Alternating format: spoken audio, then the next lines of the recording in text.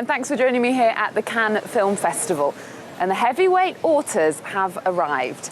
Ang Lee greeted photographers for the premiere of his film, Taking Woodstock. And it had already won a strong round of applause from hardened critics at a preview showing. The hippie film by the maker of Brokeback Mountain is a funny and moving take on how a family running a motel get involved with the promoters of the Woodstock Festival, attended by 500,000 people. The rain may have had a good crack at dampening the atmosphere on the Croisette, but there's no mistaking what's really in the air here at the Cannes Film Festival, and that's love. Young, swoony, sticky, hot love. Jane Campion's film Bright Star details the story of the love affair between the poet John Keats and Fanny Brawne. Critics say it stands more than a good chance of winning the Palme d'Or this year. It's 16 years after Campion won the prize for her film The Piano. And like all her heroines, Fanny Brawne is resilient. After her Palme d'Or in 1993 for The Piano, Jane Campion returns to Cannes with this emotional film Bright Star. The only woman to have ever won the top prize here has come a long way since her teenage years. It was like, you know, a very good New Zealand girl, you know, hiding my emotions, completely hidden. I mean, I guess that's why I felt such energy when I discovered what a way of being bigger than me, you know, bigger than the little personality I'd allowed, and that's why filmmaking has been so incredible. Yeah, no, I was very hidden. I thought that was the job, you know, you hide yourself in life. And Campion stresses that the fact it's a period film is not important. It's simply a love story between the English romantic poet John Keats and his neighbour, Fanny Brawne. Oh, about 8 years ago, I read a biography of Keats, and halfway through the book, I discovered this love story, which I really had no idea about, and I was overwhelmed by it. I was just completely broken by it. There is a holiness to the heart's affections. No, nothing of that.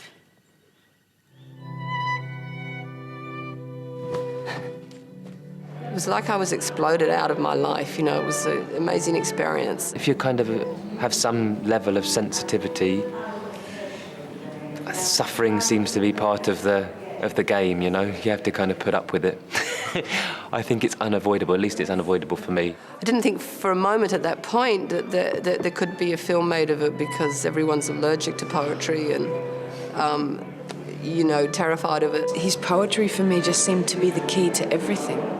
It just did, to who he was, to how he felt about her, to how Fanny felt about him, the gravity of their love, purity of their love. It just seemed to speak volumes, and I found, you know, with Bright Star, I mean, I know that poem off by heart, and still when I think of it, it grows.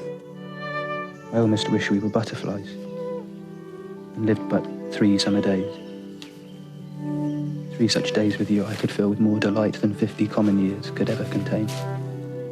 French director Michel Gondry is best known for his Oscar-winning film, Eternal Sunshine of the Spotless Mind. Now, in a return to French, he's here in Cannes for a special screening of his new film, A Thorn in the Heart. C'est quoi la plus grande satisfaction, Suzette? Non, je sais pas, moi, tu me poses une question bizarre.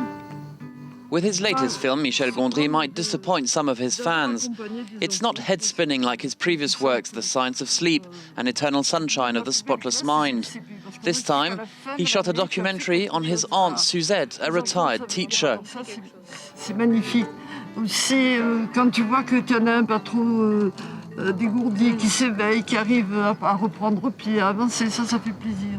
Je trouve que les personnages des I feel documentaries allow the audience to meet real people. There are real characters. They're not like fiction where characters, I would say, can be based on stereotypes. At times, there are some uneasy moments in the film, such as the latent tension between his aunt Suzette and her son. Et c'était comment donc d'avoir sa maman comme maîtresse? Raconte. Pas marrant. Pas marrant. Non, pas du tout marrant. Et pourquoi? Parce que tu vas le matin et le soir. The viewer delves into the intimacy of one family, its joys and difficulties. And some in Cannes found that rather dull.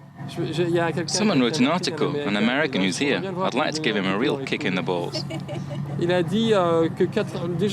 He started his article by saying 80% of people don't have interesting lives, and that's why entertainment was invented. But I see things totally opposite to that. And then he says he too could make a documentary about his aunt, but in reality, he doesn't. The Thorn in the Heart is not for fans of action-packed movies. It's a film that takes its time, but it's the price to pay to discover authentic and moving characters.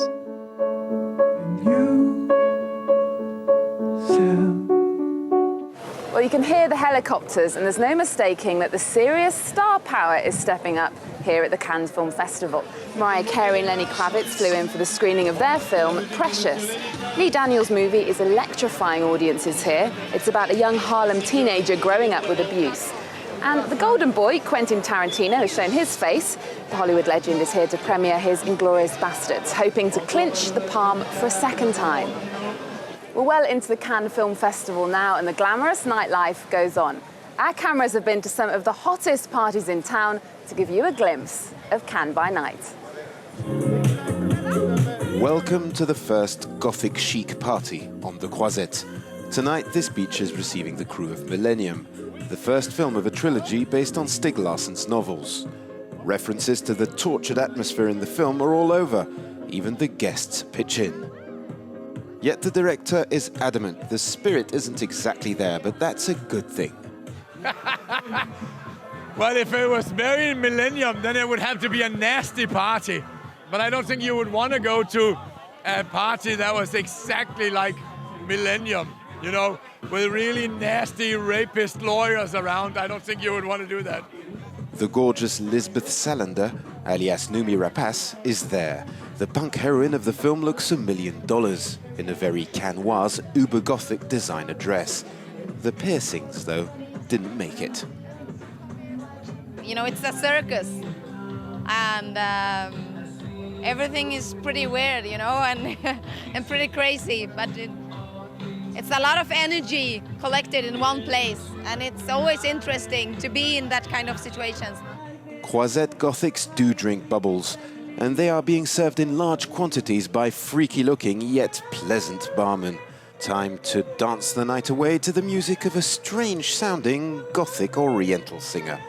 Could that be pushing the Gothic concept a bit too far? Maybe.